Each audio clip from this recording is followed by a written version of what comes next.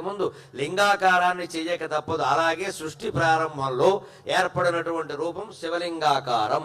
సరిగ్గా ఆ శివలింగాకారం ఏర్పడి దాని నుంచే బ్రహ్మ, విష్ణువు, మిగిలిన వాళ్ళు దేవతలు, అనేక రకాల శక్తులు, సూర్యుడు, చంద్రుడు, వాయువు, ప్రపంచానికి సృష్టికి అవసరమైనటువంటివన్నీ వచ్చాయి. అయితే ఈ విషయం తెలియక తరువాత కాలంలో పుట్టినటువంటి విష్ణువు, ఆయన నుంచి ఆయన నాభి కమలంలోంచి ఉదయించినటువంటి బ్రహ్మదేవుడు ఇద్దరూ కూడా నేను ముందంటే నేను ముందని అహంకారానికి లోనయ్యారు. శివరాత్రి కథలో ఉంటుంది ఈ విషయం. ఇవాళ మహాశివరాత్రి సందర్భంగా ఆ కథను చెప్పుకుని మనం దాంట్లో ఉండేటువంటి స్వారస్యాలను గ్రహించగలిగితే జీవితం చాలా బాగుంటుంది. నిజంగా జీవితానికి అన్వయం చేసుకుని చెప్పుకుందాం. అప్పుడు మహాశివరాత్రి యొక్క మహాఫలం మనకి దక్కుతుంది ఖచ్చితంగా.